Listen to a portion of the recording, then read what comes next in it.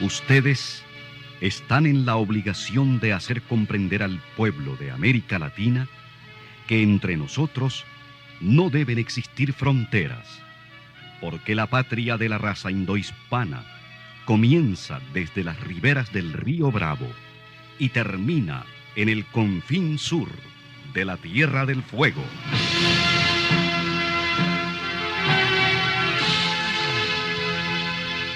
Sin fronteras. Un recorrido por los campos sin límites de la información, la música, la cultura, la economía y el deporte.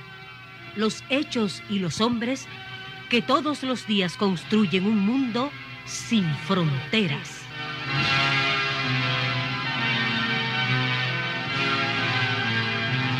Muy buenos días, bienvenidas a Sin Fronteras de hoy, miércoles, último miércoles de julio, 31 de julio. Terminó el séptimo mes del año. Y a ver qué deparan los próximos 5 meses. Son las 6 de la mañana con 30 minutos. Sin Fronteras, la revista, con William Griggs Vivado, en la primerísima 91.7 y 105.3 FM. 6 de la mañana con 33 minutos. Qué salvaje la voz de Humberto Sánchez Martinica, ¿verdad vos? Pensar que la presentación, la despedida y esas frases de Bertolt Brecht fueron grabadas en 1986, hace 33 años. Un saludo a Humberto, una de las mejores voces de la historia de la radiodifusión nacional. Hoy está cumpliendo años María Lourdes Vallejo y pasa la jubilación. Hoy se jubila María Lourdes. Chocho, mano. ¿Cómo pasa el tiempo, verdad? Felicidades, María Lourdes, por sus 60. Ay, me va a matar hoy, va a ver. Bueno, hoy también es el aniversario, hoy es el día de San Ignacio Loyola, a todos los Nachos. Felicidades. Ay, ¿conocemos algún Nacho, no, verdad? Ni Nacha. Doña Nacha, me acuerdo. Una compañera, pero bueno. Hoy también es el aniversario del asesinato del general Omar Torrijos Herrera, el jefe de la Revolución Panameña. Sin duda alguna, uno de los más brillantes políticos del siglo XX en América Latina. Y consecuente, pues él fue evolucionando en su pensamiento político y culminó como un hombre antiimperialista, progresista, en términos de las políticas sociales. Fue el hombre que integró a todas las comunidades indígenas al poder político en Panamá. Pero mucho más allá de eso, en cuanto a nosotros, hay 3 figuras de América Latina que fueron claves para el triunfo de la revolución. Fidel, obviamente, el general Omar Torrijos y el expresidente de Costa Rica, ya fallecido, Rodrigo Carazo Odio, el mejor presidente que ha tenido ese país, de mayor dignidad, Rodrigo Carazo Odio. Y Omar Torrijos acogió, por ejemplo, a los guerrilleros que iban de tránsito a Cuba o de Cuba hacia Nicaragua. Fue tierra para los refugiados políticos y refugiados desplazados de guerra nicaragüenses. Les daban ayuda, se las daba el gobierno de Panamá, les daba casa donde alojarlos, y a los que querían trabajar les aseguraba su integración al mercado laboral panameño. Extraordinario fue el apoyo de Omar Torrijos. Como también de Chuchú Martínez, que era su jefe de escolta, sargento de la Guardia Nacional, matemático, poeta, intelectual, un brillante intelectual panameño, nacido en Diriamba, pero que se formó y residió en Panamá el resto de su vida, muy chavalo, 16, 17 años se fue para Panamá. De Panamá surgieron la Brigada Victoriano Lorenzo y muchos otros combatientes panameños, algunos de los cuales ofrendaron su vida en la lucha contra la dictadura o murieron en el transcurso de la revolución, como Bolívar. Me acuerdo de Bolívar, gran compañero. O la Yossi Alvarado, que vive ahora en Canadá, valiente combatiente sandinista. Un saludo a Yossi. De manera que al pueblo panameño le tenemos mucho que agradecer, en especial a su figura cumbre, el general Omar Torrijos, a quien le pusieron una bomba en el avión en el que se transportaba de su casa a la ciudad de Panamá. Me acuerdo, eso fue de un impacto, por lo menos aquí en Nicaragua fue un impacto brutal. Estuvo aquí en Nicaragua en 1980, en agosto, si mal no recuerdo. Y es aquella frase famosa: en cada centímetro de esta plaza hay más dignidad que en toda América, decía Omar Torrijos en ese discurso. Perdón. Me acuerdo que la policía panameña vino aquí a formar a la policía de tránsito, allá en agosto, septiembre, y vimos aquí policías panameños dando el tránsito en las principales arterias de la ciudad. Me acuerdo muy bien de la figura de un famoso policía que tenía Panamá y en los semáforos de Plástico Robelo. Lo tengo en el propio 79. Omar Torrijos. Y Rodrigo Carazo, fíjate que aquí Omar Torrijos visitó Estelí. Él pidió ir a Estelí. En Estelí hay un barrio que así se llama. Pero después hay poco que recuerde a Omar Torrijos en Nicaragua y deberíamos hacer un mayor esfuerzo por mantener viva su memoria y lo que hizo por el pueblo de Nicaragua, como Rodrigo Carazo. Me acuerdo que había un CDI que así se llamaba, que estaba ahí por el 7 Sur, pero no sé qué más hay, por lo menos no conozco nada más que se haya hecho en homenaje a Rodrigo Carazo, que fue muy importante su posición digna frente a las presiones de Estados Unidos para impedir que en Costa Rica hubieran los campamentos guerrilleros que preparaban a los compañeros para ingresar al Frente Sur. Somoza incursionó más de una vez, a pesar de que él tenía una gran finca, era allí en el norte de Costa Rica, el Murciélago se llamaba. Pero Rodrigo Carazo fue mucho más allá que un hombre antisomocista y consecuente con la lucha del pueblo nicaragüense. También fue un hombre muy digno en la política costarricense. Resistió, no solo resistió, sino que venció las presiones del Fondo Monetario, las rechazó. Querían aplicar el neoliberalismo por primera vez en Centroamérica, en Costa Rica, y él no lo aceptó. Me recordaba a Fred Murray, el pastor metodista que vive en Estados Unidos, que vivió mucho tiempo aquí en Nicaragua. Me recordaba el otro día que él también tiene presente en su memoria la vez que el presidente Carazo Odio en 1981 comparece en cadena de televisión y duró menos de 5 minutos y solamente dijo: he rechazado las presiones del Fondo Monetario Internacional que pretendían privatizar la seguridad social, energía eléctrica, no sé cuánto, y se lo informo al pueblo de Costa Rica, algo así, pues. Y ahí murió, eso fue toda la cadena. Y así fue. Entonces Estados Unidos castigó a Costa Rica por eso. ¿Ya?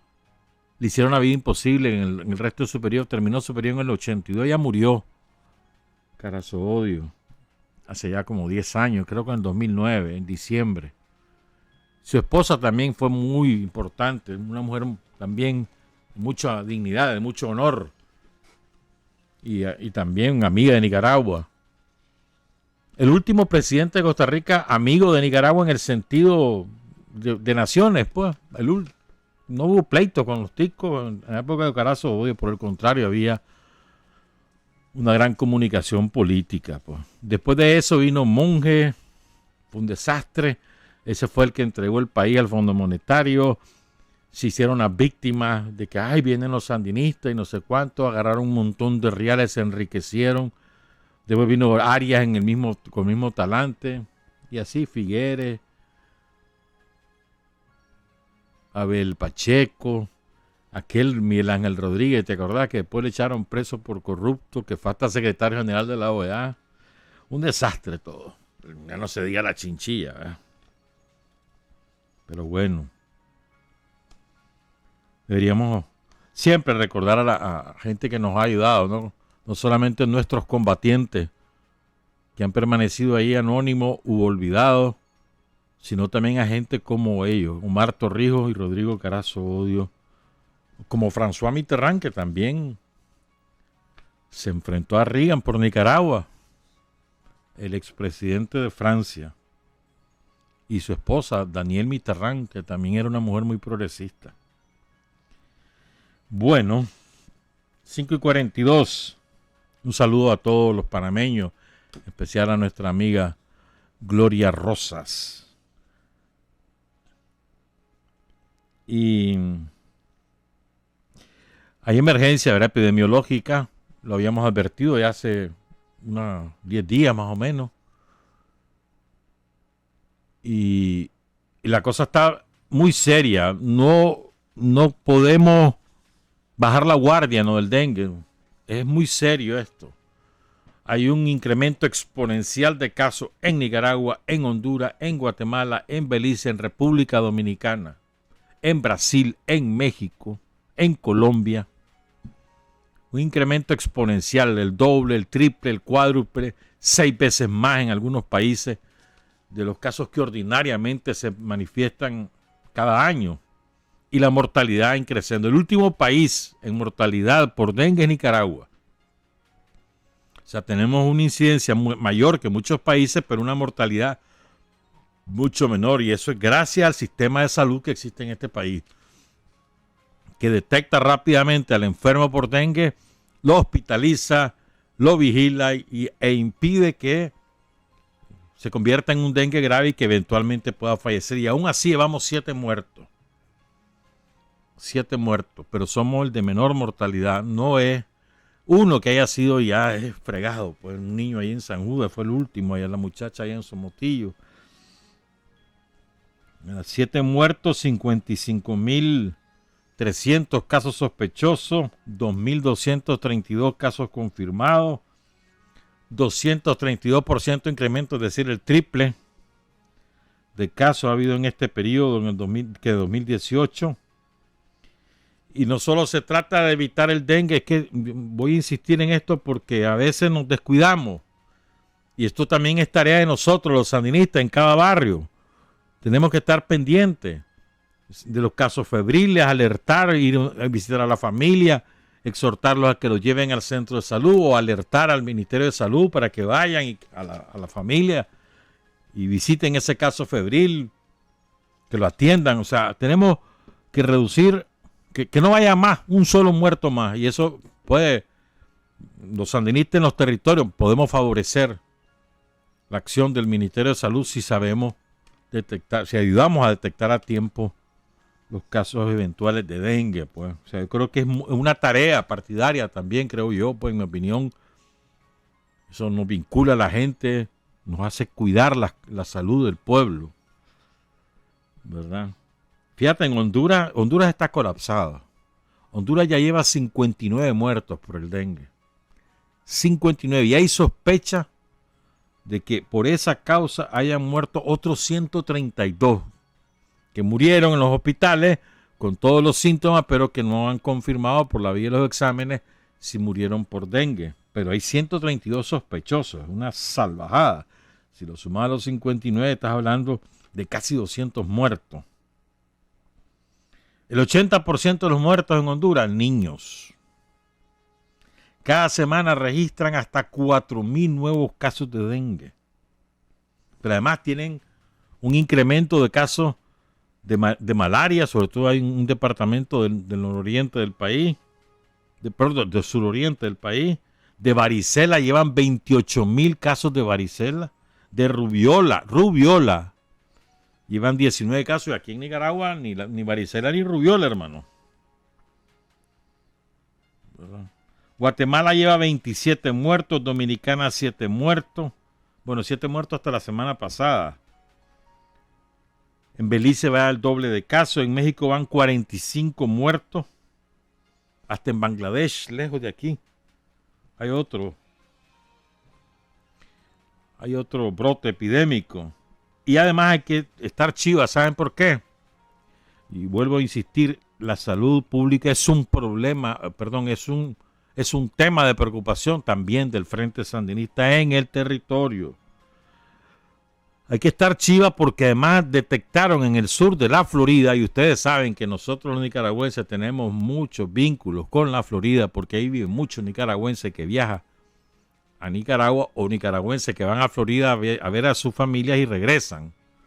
Pues bueno, ahí detectaron un nuevo virus que se llama encefalitis equina del este, triple E, que lo transmiten también los mismos mosquitos. Los mismos mosquitos que transmiten el dengue y la malaria transmiten esta enfermedad. ¿Verdad? Esta enfermedad empieza con síntomas muy parecidos al dengue. Fiebre alta, escalofrío, vómito. Se desorientan, no saben dónde están los pacientes. Convulsionan, entran al coma y fallecen. Es muy alta la mortalidad de quien contrae esta enfermedad. Y empieza con un repentino e intenso dolor de cabeza. Así empieza. Después viene la fiebre, los vómitos, los mareos. Entonces esta enfermedad ataca directamente al sistema nervioso central. Y después inflama el cerebro y causa la encefalitis y causa la muerte del paciente. ¿Y por qué es importante tenerlo claro? Porque esa enfermedad la transmiten los mismos mosquitos de la malaria y del dengue, la Aedes aegypti, el anófeles y el culex. Y aquí los tenemos, ahí andan. Entonces hay que eliminar los criaderos. 1000 veces ha explicado el Ministerio de Salud eso. Hay brigadas que visitan casa a casa periódicamente, no ahorita, periódicamente, 2 o 3 veces al año van casa por casa explicando a la gente. Elimine los criaderos, haga tal cosa, haga tal otra, y anda la fumigada por todas partes. He oído yo, cuando uno anda en la calle y ve la brigada del MINSA que andan fumigando, hay gente que no los deja entrar por distintas razones, pero no es la mayoría, pues, pero sí hay casos. Pues. Entonces es muy importante que cuidemos la vida, la nuestra y la de nuestros vecinos, la de nuestras familias, es muy importante. Sin vida no hay nada, hermano. De manera que creo yo que los sandinistas deberíamos ayudar al Ministerio de Salud en su trabajo, ¿verdad? Estando cerca de todo el mundo, pendiente de detectar los casos febriles para inmediatamente persuadir a la familia que conduzca ese caso febril al centro de salud y ahí se procede ya todo el protocolo correspondiente. Pues lo más importante es la prevención, sin embargo, ¿verdad? Pero bueno, además de prevenir, tenemos que estar encima de que las personas que contraigan el dengue no evolucionen hasta la muerte. Pues. Bueno, son las 6 de la mañana con 50 minutos. La noticia de hace más o menos unas semanas, algo así, poco menos, de todos los tranqueros es el pleito de perros que se tienen, ¿verdad?, entre los distintos segmentos delincuenciales que componen esa agrupación o esa alianza o esa coalición delictiva. El más reciente escándalo es el de Costa Rica, pues, que ha circulado profusamente. 1 hora y media de insultos fue esa. Pero es que ahí también hay un problema de clase, ¿no? Tener la delincuencia, que básicamente son los que están en Costa Rica, toda la delincuencia tranquera, la delincuencia de actos de tortura, de asesinato, ¿verdad? La otra delincuencia era la de cuello blanco, que fue la que los llegó a ver. Entonces, llegaron los delincuentes de cuello blanco a ver a los delincuentes de cuello rojo, ¿me entendés? Entonces ahí afloró una contradicción clara, y es que los delincuentes de cuello blanco son los que disponen del dinero, que tienen su vida resuelta, y los otros los tiraron a la basura. Ahí andan mendigando, literalmente mendigando, o sea, andan de pordioseros en las calles para comer, duermen donde les agarra la noche, Algunas muchachas se han prostituido. ¿Ya? Es decir, ¿por qué? Porque los reales que los gringos les están dando se los están robando todos los de cuello blanco, los de siempre. Imagínate vos, van a Costa Rica a la reunión de tranqueros de cuello blanco con tranqueros de cuello rojo, ¿verdad? Y se van en avión. ¿Quién pagó ese billete? ¿Quién pagó el billete de todos esos delincuentes? Porque habían como 8 de los delincuentes de cuello blanco ahí. ¿Quién se los paga? ¿Quién les pagó el hotel? ¿Quién pagó el salón donde se hizo la reunión? Hicieron invitaciones formales y todo. ¿Quién pagó eso? ¿Vos crees que sacaron de su bolsa?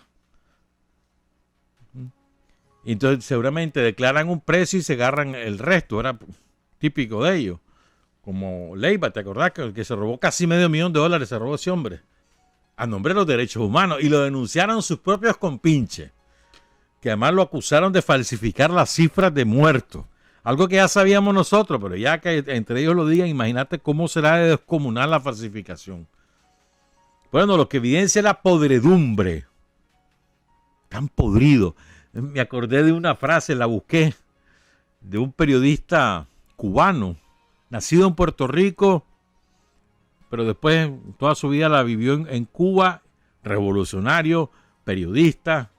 Entonces se involucró en la lucha contra las distintas fases de las dictaduras en Cuba. Se fue a España a la guerra civil como corresponsal de guerra y después se incorporó como oficial de los republicanos en la guerra civil española en 1936-1939. Él se involucró y era parte del Estado Mayor de una compañía. O sea, y ahí murió, en la guerra murió de un balazo. Él se llamó Pablo de la Torriente. Sus restos fueron encontrados allí en Montjuic, en Barcelona, y ya fueron repatriados a Cuba. Pero es que él tiene una frase para calificar a todo, a gente que hace actividades como estos delincuentes del cuello blanco. ¿Sabes cómo le llamaba? Limpiagargajos. Los limpiagargajos de la reacción. Limpiagargajos. ¿Te imaginas eso? Dedicarte a limpiar los gargajos. Los limpiagargajos, los fieles criados del Yankee. Los criados del Yankee. Los limpiagargajos de los Yankees. Bueno, pues todo esto ahora van a hacer un show y tienen previsto hacer un show porque ellos necesitan, están urgidos, desesperadamente urgidos, de demostrar que todavía existen. Mandan cartitas al Niño Dios a cada rato. Y ahora van a ir a hacer el show. Tienen todo previsto. Tienen a todas las cadenas de televisión extranjeras ya listas. Van a ser más ellos que los que lleguen. ¿Verdad? Ahí se van a instalar en el INCAE para hacerlo, ver que si tienen voluntad de diálogo. Después que son ellos los que rompieron el diálogo. ¿Verdad? Pero quieren ocultar eso. Y además quieren presentarse ante la OEA, que ellos están aquí, que mira, que van a llegar todos constrictos así. Miren, aquí venimos, nosotros tenemos... Vas a verlo, eso va a ser un show. Un show de los limpiagargajos. Y los propósitos, sobre todo la OEA, Estados Unidos y la OEA. Bueno, la OEA es un instrumento de Estados Unidos. Pues. Ese es su propósito. Yankee, aquí seguimos, ¿me entendés? Ayudanos, hombre, vení. Andá a votar a Daniel Ortega. Porque nosotros no pudimos, te toca a vos.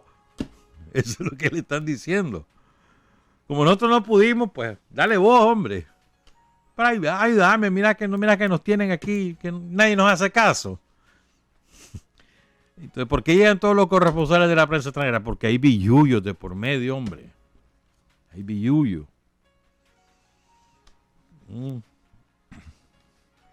Entonces no. La ruta de nosotros es diferente. Ellos cogieron su camino, nosotros el de nosotros. Habrá reformas electorales en su debido momento, como ya anunció una y otra vez el presidente Ortega, la última vez el 19 de julio. Pero sin ellos en el decir, no hay que negociar con ellos de previo. Va a la Asamblea Nacional la propuesta de reforma, con toda seguridad la Asamblea Nacional formará una comisión especial dictaminadora de ese anteproyecto de ley. se va a consultar a los partidos que están constituidos en la Asamblea Nacional, el Partido Conservador, el Partido Liberal Constitucionalista, está el PLI, hay otros, no me acuerdo ya, el Movimiento Liberal, etcétera, pues. Y seguramente esta comisión va a invitar a que lleguen los tranqueros y que den sus opiniones. Pero va a ser la Asamblea Nacional la que tome la decisión. No va a ser una mesa bilateral gobierno con ellos. La Asamblea Nacional. ¿En qué momento? Eso lo decidirá el presidente en su debido momento, de acuerdo a la estrategia global. Entre tanto, nosotros seguimos preparándonos para las elecciones de 2021, asumiendo como propia la tarea de ser ejemplares en nuestro trabajo, de conversar todos los días del mundo con la gente, conversar y conversar y conversar, sembrar conciencia y estudiar. Y estudiar. No se nos olvide estudiar, no se nos olvide actualizar nuestra formación política todos los días del mundo. Dejemos pues a los limpiagargajos que hagan su show. Regresamos en unos minutos, son las 6:58. Hay hombres que luchan un día y son buenos. Hay hombres que luchan un año y son mejores. Pero hay hombres que luchan toda la vida. Esos son los imprescindibles. Son las 7 de la mañana. Saludos a Iván Alí Valenzuela, que nos escucha desde Suiza, nos dice. Es verdad, aquí en Managua hay un barrio Omar Torrijos. Es verdad, es cierto, tiene razón la compañera Carol Sánchez. ¿Y qué otra cosa? Alguien nos dice que saludemos. Martín Sanles dice que hoy está como el director y propietario de Radio Única 105.5 FM en Bluefields. Saludos a Hidalmi Sanles Cano, hoy está de cumpleaños. Ya vas a ser abuelo, ¿verdad, Martín? O ya sos abuelo. Felicidades a los dos, a Hidalmi, bueno, a los tres, a Martín y a la mamá también, que no me pone el nombre, Martín. Bueno. Hoy es el aniversario de la Fuerza Aérea. Ustedes saben que el ejército tiene 3 componentes.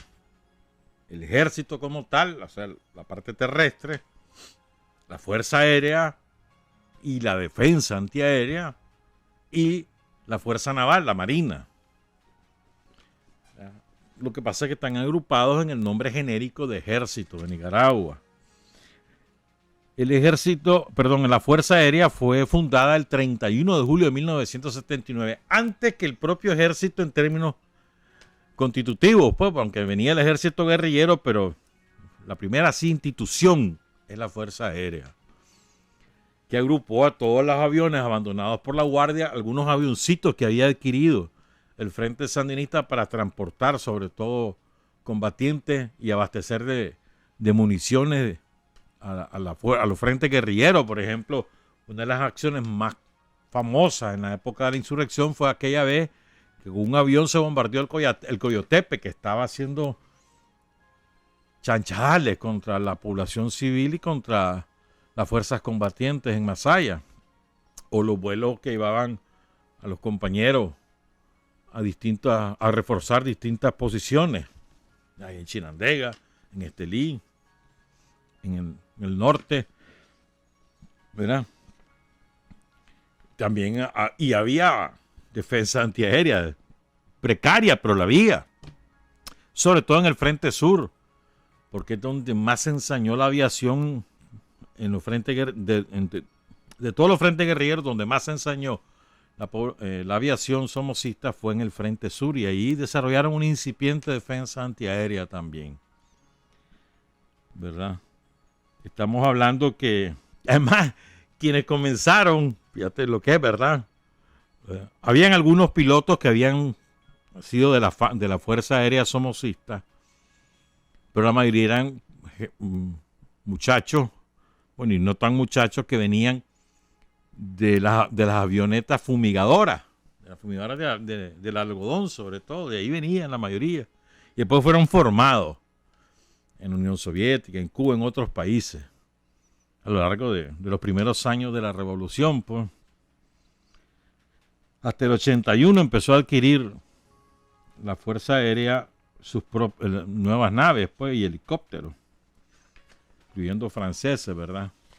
El primer jefe, yo te aseguro que estos pocos lo recuerdan. ¿Saben quién fue la primera jefa de personal de la Fuerza Aérea? Adivinen. Nora Astorga, queridísima compañera fallecida hace 30 años, víctima del cáncer, cuando era embajadora y vicecanciller, embajadora en la ONU, fue vicecanciller de Nicaragua, una extraordinaria mujer, valientísima. Todo el mundo la recuerda por la hazaña de haber sido parte, mejor dicho, del comando que ejecutó al perro Vega, el jefe de la seguridad de Somoza, general Reinaldo Pérez Vega. Pero Nora fue la jefa de personal y la primera jefa de la sección política, bien, lo que es la vida, ¿verdad? Fue la compañera Gloria Cardenal. Saludos, Gloria. Trabaja con Orlando Núñez en el Ciprés. Mira lo que es la vida, pues. Ese primer Estado Mayor o primer grupo de compañeros y compañeras que dirigían la Fuerza Aérea estaba encabezado por Raúl Venerio, recientemente fallecido, Marlon Sequeira como jefe de operaciones, Ricardo Pereira como jefe del Estado Mayor, también ya fallecido, Manuel López García, jefe de escuadrón de combate, Gonzalo Pineda, jefe de escuadrón de transporte, David Cedeño, jefe del escuadrón de helicópteros.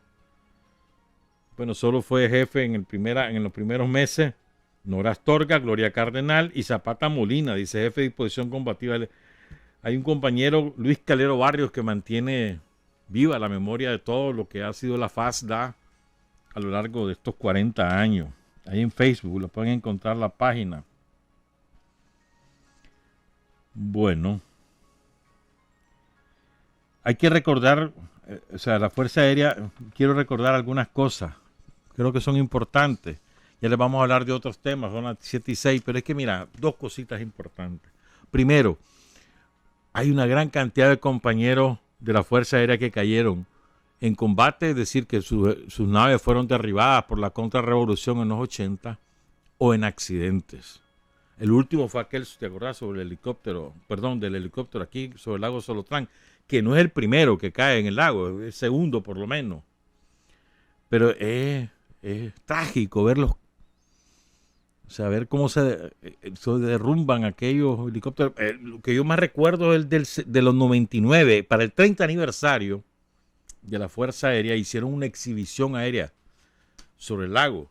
Y entonces uno de los helicópteros choca rosa al helicóptero líder y cae sobre el lago, y todo el mundo vio eso. Todos los que estaban asistiendo a aquella exhibición fue filmada por la televisión, y la impotencia de sus compañeros, de sus familiares, de todo el mundo. Porque, ¿qué vas a hacer?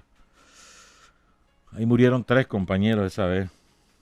Me acuerdo también, es que cosas que uno se olvida, ¿verdad? Me acuerdo que una vez un helicóptero llevaba a Alemán, creo que fue en el 2000, lo llevaba a El Salvador, a una reunión, creo que estaba Francisco Flores, de presidente ladrón, ya murió también. La cosa es que van, ¿verdad? Y entonces, cuando van sobre el Golfo de Fonseca, mano, casi se caen, y eso ha sido por la pericia del piloto, de la tripulación. Se llamaba Arnoldo Alemán, oíste, lograron aterrizar a duras penas, pero se salvaron. Después los condecoró Alemán. Pero sin duda, de la defensa antiaérea, lo más, digamos, la operación cumbre de la defensa antiaérea es el derribo del avión donde venía Hassenfuss. Eso fue en el departamento de Río San Juan, ¿verdad? El 5 de octubre, domingo de 1986. Era un avión KC-123 de la CIA que había despegado de la base de Ilopango, de El Salvador. Hasenfus tenía un carnet firmado por el jefe de la Fuerza Aérea Salvadoreña. Había sido contratado por otro agente de la CIA. Hasenfus había desarrollado su experiencia de abastecedor aéreo, es decir, ir en una nave y saber dónde tirar los sacos con municiones, con armas o con lo que fuese, en Vietnam. Fue marino hasta el 65 y después se dedicó a mercenario. Entonces lo contratan porque estaba sin pegue, le pagaban $3,000 de la época mensuales, más gastos, alojamiento, comida, transporte, lo que fuera. 3,000 limpios se llevaba el hombre. Y eran un montón de gringos. El caso es que ese día habían estado pasando muchos aviones que volaban rasante, pues, 300 metros máximo de altura.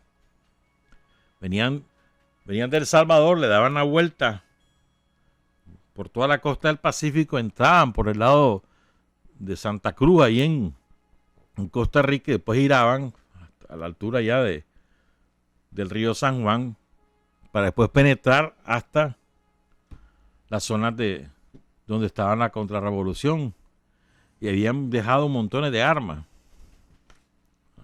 Entonces los estaban espiando los chavalos del servicio militar, la fuerza antiaérea que andaban su lanzacohete.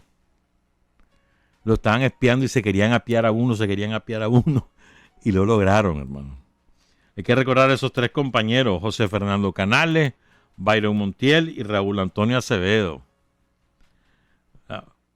Byron tenía 17 años, recién tenía 5 meses de estar en el servicio militar.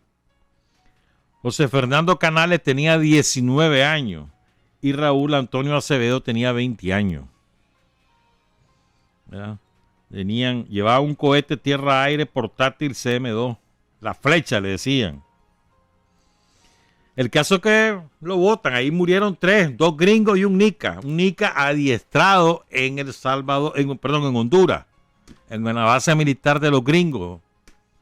No la Palmerola, la otra, la que habían armado con hicieron una maniobra militar, ¿verdad? Y pum, construyeron una base militar para entrenar contra revolucionarios. Los gringos ahí en Honduras. Esto fue en el Tule, ¿verdad? Venían 13,000 libras de armas, 100,000 cartuchos para fusiles AK-47, un número similar de lanzacohetes, 150 pares de botas jungla. Pero la noticia, imagínate cómo era la comunicación en la época. La noticia se supo en Managua, en Nicaragua, hasta un día después. Eso fue un domingo. Hasta el lunes en la tarde lo dio La Voz de Nicaragua. Y aquello fue noticia mundial, hermano. Después Hasenfus soltó todo. Me acuerdo que mi hermana Susan, saludos a Susan en México, fue la traductora de ese juicio. La traductora de Hasenfus. ¿Verdad? Y ahí vomitó todo, cómo lo habían contratado, que cuántos norteamericanos estaban involucrados, que cuántas armas había visto, cuántas naves había visto, todo, ahí vomitó todo. Entonces, fue condenado, obviamente en un juicio, y después el presidente Ortega, en diciembre de ese año, se lo entregó a Christopher Dodd, senador demócrata de la época, lo indultó, lo aprobó la Asamblea Nacional, 70 votos, mal no recuerdo, y se fue. Después regresó a Nicaragua, ¿te acordás? Hace como 10 o 12 años vino a Nicaragua, cuando se cumplieron los 30 años. Ya, hombre pacífico. Pero bueno, en su época eso fue... Esa es la cúspide de la defensa antiaérea, pero además hubo otras, pues derribaron otras naves.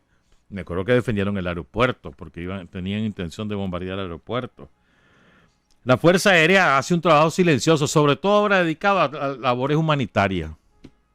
Hay desastres, allá van los helicópteros, los muchachos, ¿verdad? Arriesgan su vida bajo lluvia, lo que hoy ahí van, mano, a sacar a la gente o llevarles alimentos. En todos los desastres naturales allá anda la Fuerza Aérea, ¿verdad?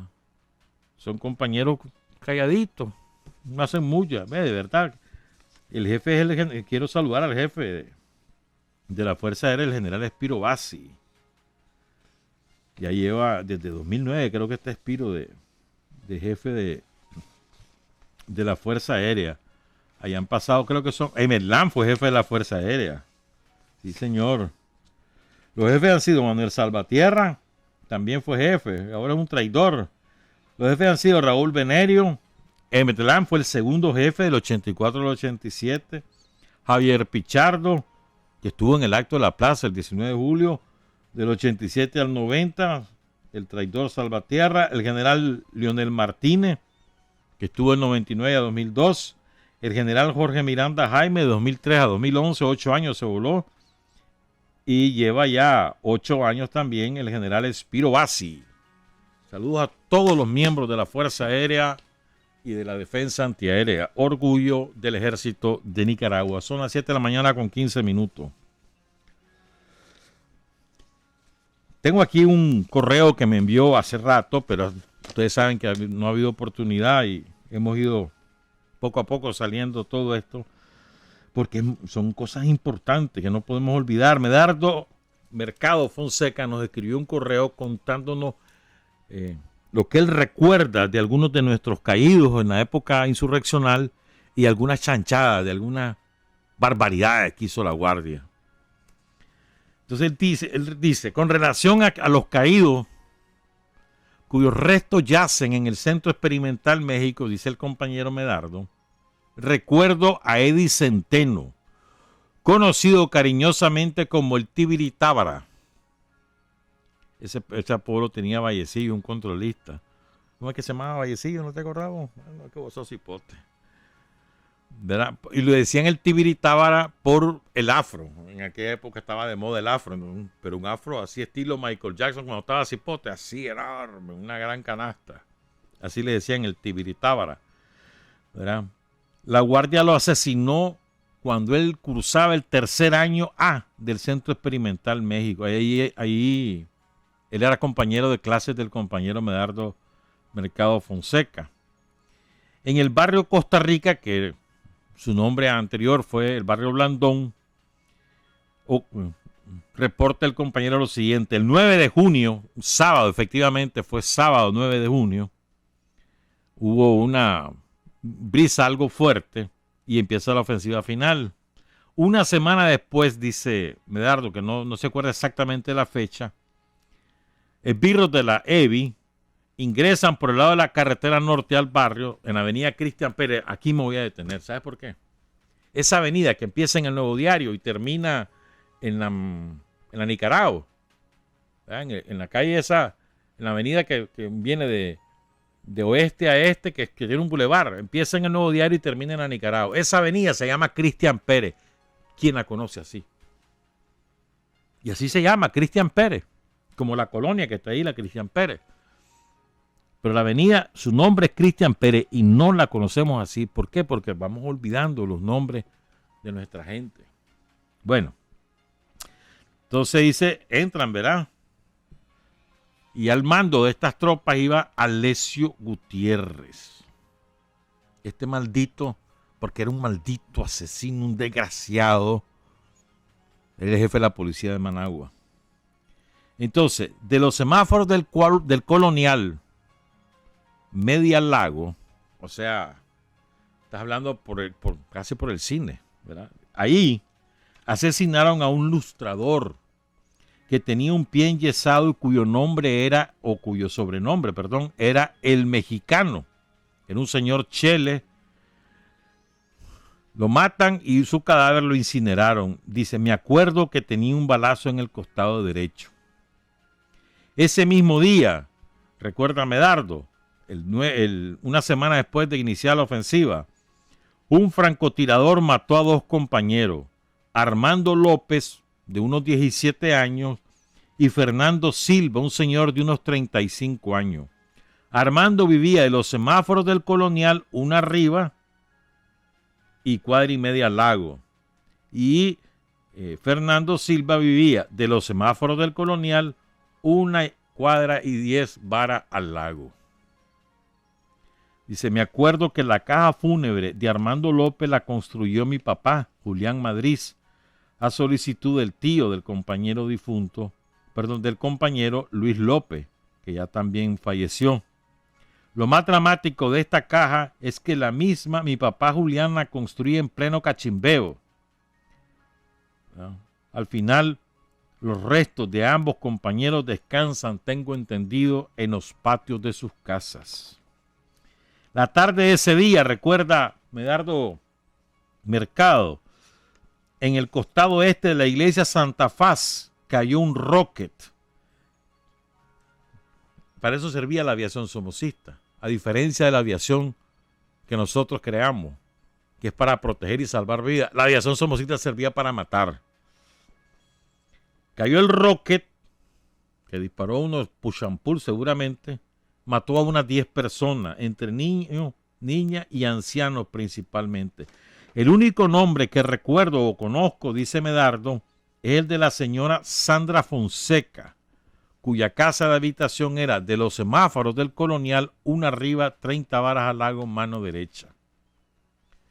Y casi al mismo tiempo, dice, otro rocket cayó de los semáforos del Colonial, 2 cuadras arriba y 2 cuadras al lago, a mano derecha. Ahí mató a una niña de aproximadamente 11 años, cuyo nombre no lo sé. Muchas gracias a Medardo Mercado Fonseca por estos recuerdos que hemos compartido con ustedes. Son las 7 de la mañana con 20 minutos. Yo siempre recurro a Carlos Fonseca, otros pensadores también del Frente Sandinista. Carlos Fonseca era especial, hermano. Lo que lee de ese hombre, chocho, sí, que clase de visión. O sea, que además era riguroso, escrupuloso. Hay un cuidado investigador, estudioso de la realidad nacional e internacional, reflexivo. Todo lo que escribió Carlos es una joya, todo, tanto en el contexto en el cual lo escribió como hoy en día. Una vigencia, tiene 60 años, esto que le voy a leer. Trozo que le voy a leer. Tiene 60 años y tienen una vigencia, hermano. Porque cuando triunfamos en los archivos de la seguridad, los compañeros encontraron este documento que es una copia mecanografiada escrita por Carlos y tiene fecha de 1960. Oigan estas cosas, las vamos a ir comentando. Dice Carlos, podemos llegar ya a la conclusión de que es el pueblo, la masa mayoritaria, la más sufrida, la que posee mayor interés en el país porque se lleve a efecto una transformación. O sea, que se realice una revolución que, por decirlo, invierta y vuelva al revés todos los órdenes de la vida en Nicaragua. De tal manera que los dominadores se conviertan en dominados y los dominados en dominadores. Me detengo aquí, miren. ¿Quiénes son los más interesados en que se hagan las transformaciones de un país como Nicaragua? Los que más sufren, los que menos tienen, los oprimidos por el capital. Esos son los más interesados. ¿Y qué es la revolución? Sino darle vuelta al calcetín, que los que dominaban pasen a ser dominados. Y los que éramos dominados pasemos a ser los dominadores. ¿Qué ocurre hoy? Se le dio vuelta al calcetín. Sí, aquí sigue habiendo un poder económico hegemónico que está en manos de la oligarquía nicaragüense, efectivamente, pero no tienen el poder político, lo tenemos nosotros. Y esa es su gran rabia.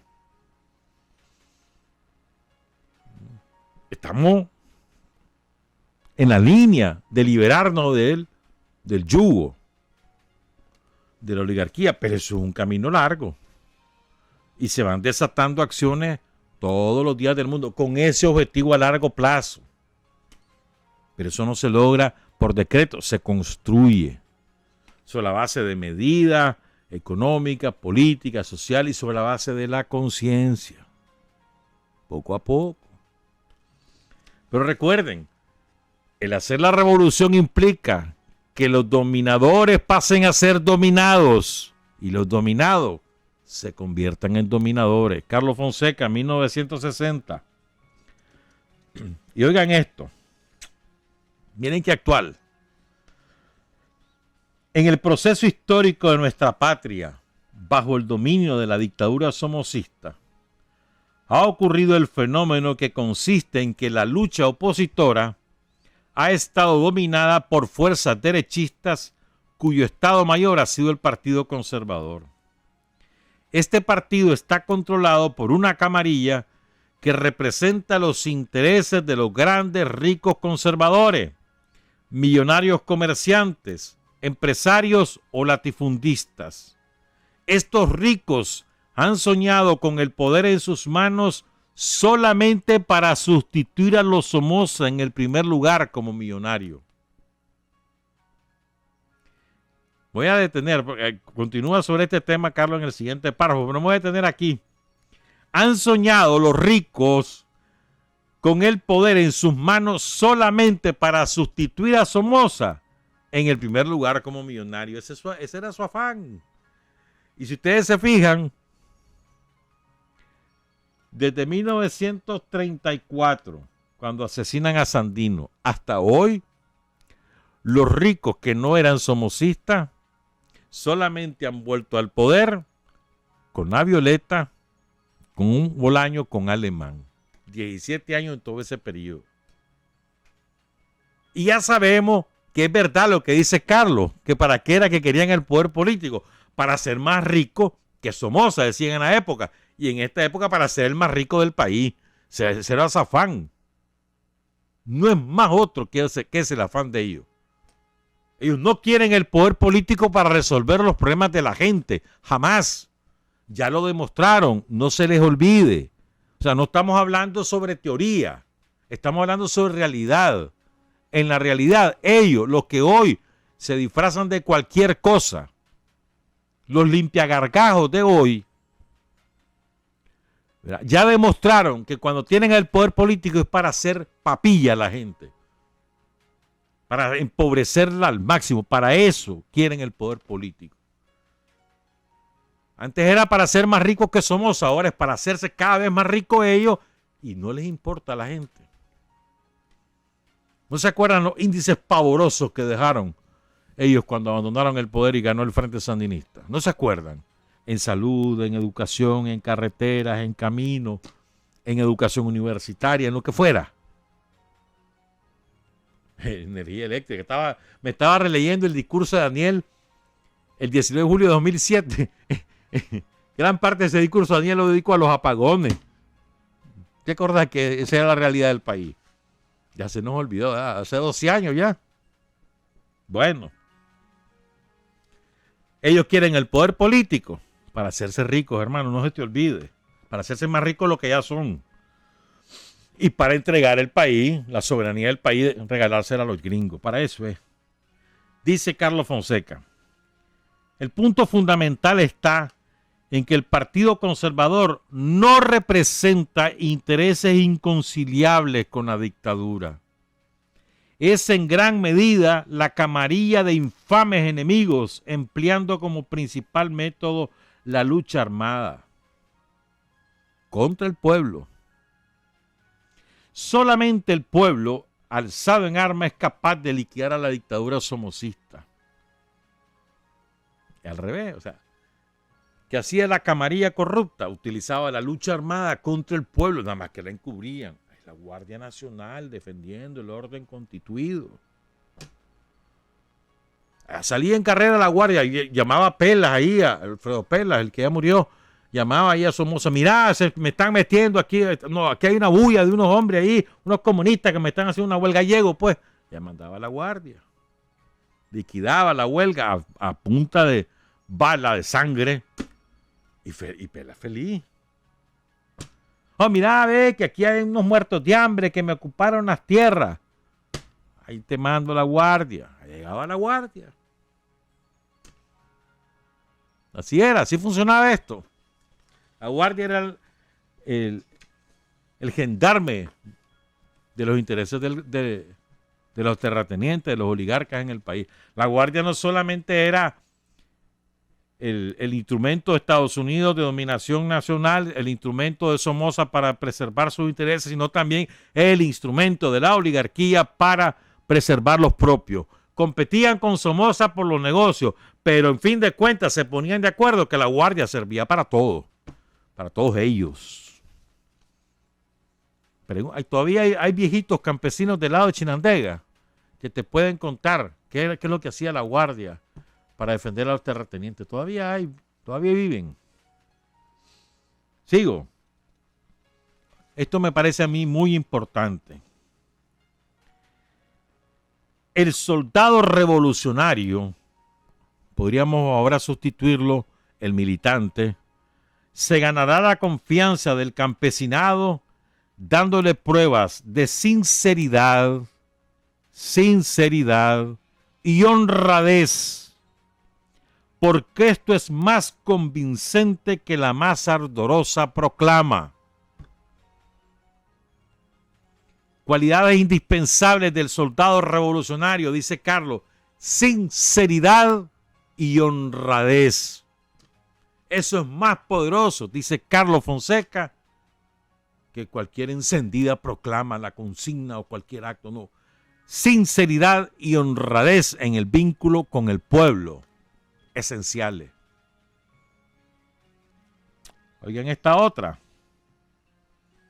Dice: el ejército defensor del pueblo, hablaba de la lucha armada, ¿no? Podemos ahora sustituirla. En aquel tiempo no existía todavía el Frente Sandinista.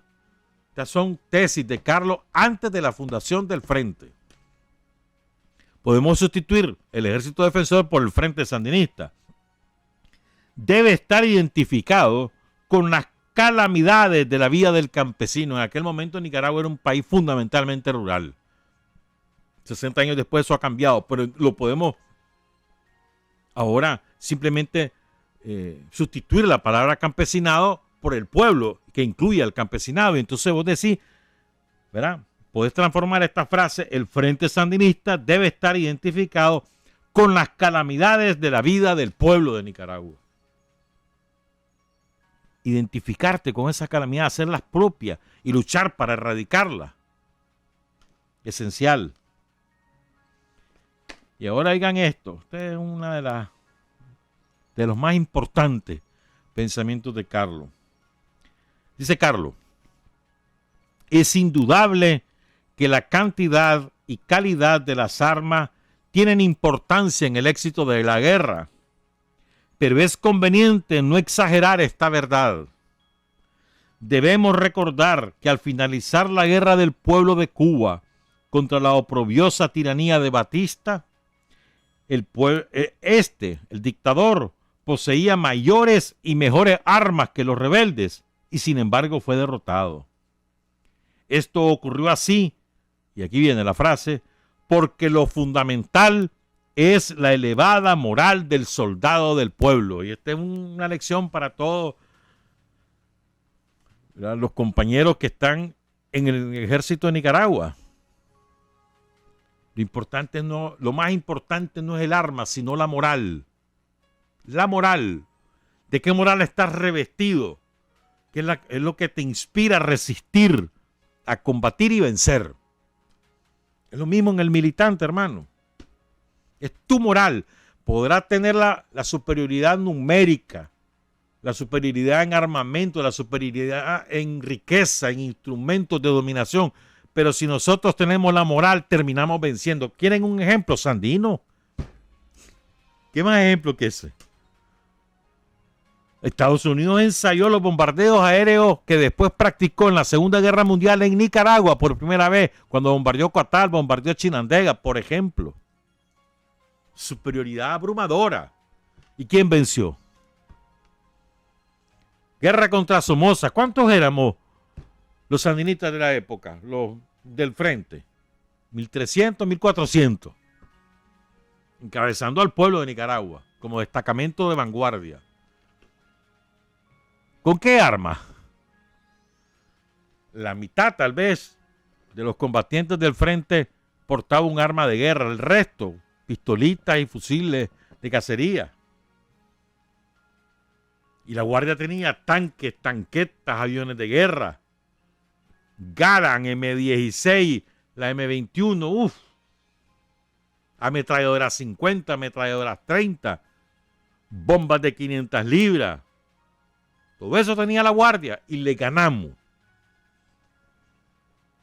¿Sobre la base de qué? De la moral, de las convicciones.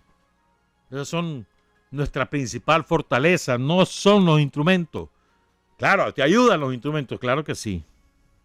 ¿Quieres otro ejemplo? Julio Buitrago. Le echaron 300 hombres a Julio Buitrago ahí, él solito en la casa de las Delicias del Volgo, resistió como 40 minutos, una hora, solito. No lo venció, efectivamente, pero imagínate, uno solo contra todos ellos. Ustedes han visto esa casa pasconeada, hermano. Hasta que se quedó sin municiones el hombre. Si no, ahí seguiría el combate. 30 años después, 40 años después, seguiría el combate. 50 años después, perdón. Dice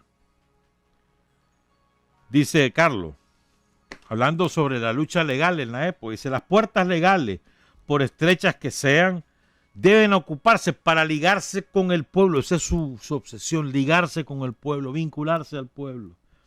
Empleando el cerebro, tenemos que encontrar la manera de poder hablar legalmente, siendo leales a los principios revolucionarios y manteniendo la distancia con los oportunistas y los traidores. Carlos Fonseca, 1960. Pues habla de una cápita que él subtitula La defensiva estratégica. Vean qué interesante, son las 7:36. Dice Carlos, podemos también dividir en dos fases la estrategia militar de los revolucionarios. La primera fase es la defensiva estratégica. Esto quiere decir que en la primera fase, dada la debilidad material de las fuerzas revolucionarias, no puede existir el propósito de lograr la victoria definitiva, sino solamente de defender lo que se tiene y alcanzar un progreso limitado. Pero si esta fase es defensiva en el sentido estratégico, o sea, es defensiva en su línea general, no acontece así en el sentido táctico, es decir, en el sentido de conducir cada batalla, porque nuestras fuerzas para vencer con mayor facilidad deben poseer la iniciativa o lo que es lo mismo, llevar la ofensiva en cada batalla. ¿Qué es lo que te quiere decir? Mira, espérate, no vamos a ganar ahorita. Tenemos que ir en defensiva estratégica, pero en cada batalla la vamos a ir ganando.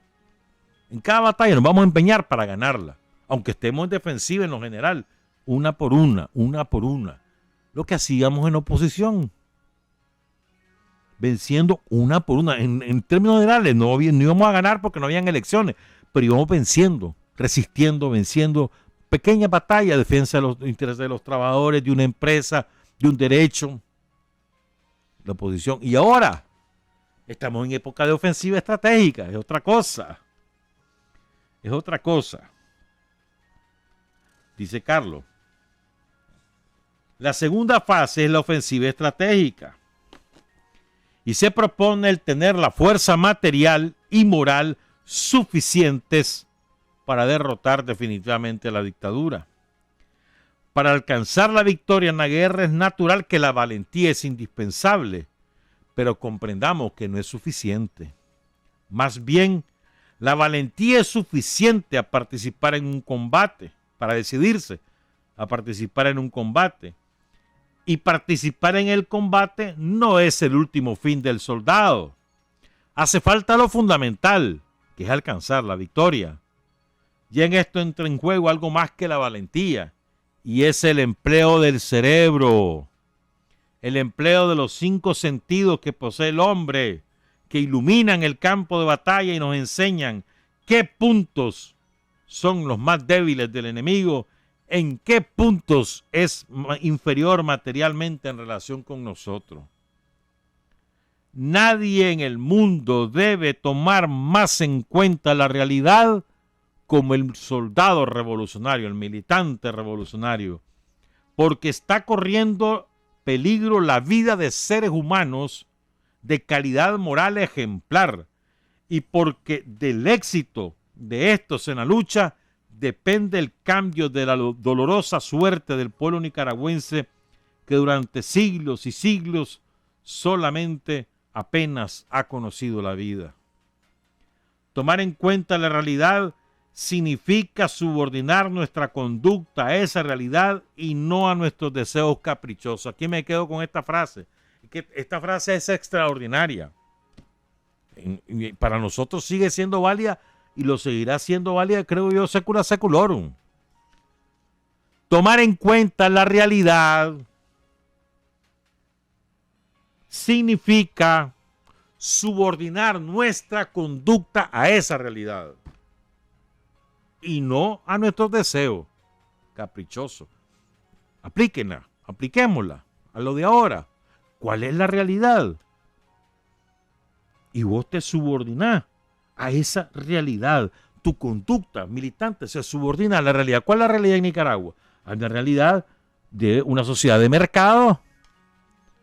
Tenemos una sociedad empobrecida, económicamente dependiente de otras economías, atrasada en el desarrollo tecnológico. No hemos logrado aún alcanzar niveles óptimos en la formación académica de la mayoría del pueblo. Eso es un proceso que va a tardar. Esa es una realidad. Sobre esa realidad operás y te subordinás. No es asunto de que porque a mí me da la gana yo voy a hacer esto. No, hermano, ¿cuál es la realidad? Esa es la realidad. La realidad es la que te manda o que te gobierne la realidad, asumiendo que vos tenés el objetivo de transformar esa realidad, obviamente, pero sobre la base de lo que hay, no de lo que vos querés que haya, que es diferente. Esto es lo que hay, sobre esa base voy a trabajar para transformarlo. Pero no es que lo que yo creo que hay, no, lo que hay en realidad. Ser riguroso en el análisis, estudiar bien la realidad. Y eso se aplica en todos lados, hermano. No creas que esto es solo a nivel de país, en tu territorio, donde trabajás políticamente o en tu centro de trabajo. ¿Cuál es la realidad? ¿Cuál es la realidad de esa población? ¿Cuántos son? ¿Qué edades tienen? ¿Por sexo? ¿Cuántas familias constituyen? ¿Cuántas viviendas hay? ¿De qué viven cada familia? ¿Viven de las remesas? ¿Viven de su fuerza de trabajo? ¿Son dueños? ¿Son asalariados? ¿Son trabajadores por cuenta propia? ¿Tienen agua? ¿Tienen energía eléctrica? ¿Verdad? Es decir, comen todos los días, los 3 tiempos. ¿Qué comen? Y después, ¿cómo piensan? ¿Cómo piensan? Hay que conocerlo. Esa es la realidad sobre la cual vas a operar. Para sembrar conciencia poco a poco, y que eso culmine cada vez que hay elecciones, que culmina con el voto por el Frente Sandinista. Pero tenés que conocer tu realidad. A veces te encontrás con que nosotros mismos fallamos en el conocimiento de la realidad y aplicamos el mismo discurso y los mismos métodos de otras partes del país o de otros países en la relación con la gente, y no tiene nada que ver, porque la gente es diferente según la comunidad. Eso es así. No es lo mismo trabajar, por ejemplo, voy a dar un ejemplo, no es lo mismo trabajar en el barrio Laborío, en León, que trabajar en el Walter Mendoza, en Matagalpa, o trabajar en la colonia Nicaragua, en Managua. No es lo mismo, hermano. No es lo mismo. Tienes que conocer la realidad de tu territorio, de tu barrio, la idiosincrasia de la gente que ahí vive, la manera que viven, que piensan, que se relacionan entre ellos, que se relacionan con el resto de las comunidades, con el país. Tienes que conocer eso. Eso es estudiar, eso es conversar, eso es relacionarse, eso no es ser enemigo de nadie. Eso es ser buena gente con todo el mundo, para que todo el mundo se identifique con vos. Y si vos sos sandinista, y por lo tanto, entonces pueden dar el paso a identificarse con el sandinismo. Recuerden que estamos en trabajo político de todos los días del mundo. No es que el trabajo político es cuando nos mandan, no, hermano, eso es todos los días del mundo. Y el trabajo político parte del vínculo con la población cotidiano. Platicamos, conversamos, como decía Carlos Fonseca, ¿no? Hay que platicar con todo el mundo, platicando, puedes conocer un amigo, un compañero, ¿verdad? Un combatiente, un cuadro del Frente Sandinista. Ahí es la jugada, no se nos olvide. Son las 7:44. Buenos días, buenas tardes, buenas noches. Trabajar, avanzar, combatir y vencer. Patria y libertad. Revolución es sentido del momento histórico. Es cambiar todo lo que debe ser cambiado. Es igualdad y libertad plena. Es ser tratado y tratar a los demás como seres humanos. Es emanciparnos por nosotros mismos y con nuestros propios esfuerzos. Es desafiar poderosas fuerzas dominantes dentro y fuera del ámbito social y nacional. Es defender valores en los que se cree, al precio de cualquier sacrificio. Es modestia, desinterés, altruismo, solidaridad y heroísmo. Es no mentir jamás ni violar principios éticos. Es convicción profunda de que no existe fuerza en el mundo capaz de aplastar la fuerza de la verdad y las ideas. Revolución es unidad, es independencia, es luchar por nuestro sueño de justicia para Cuba y para el mundo, que es la base de nuestro patriotismo, nuestro socialismo y nuestro internacionalismo.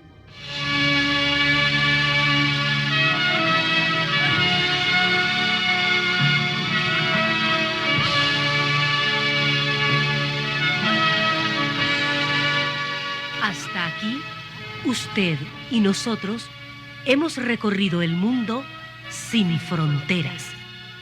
Los hechos que los hombres producen, transformando su realidad. Desde aquí, Nicaragua, tierra de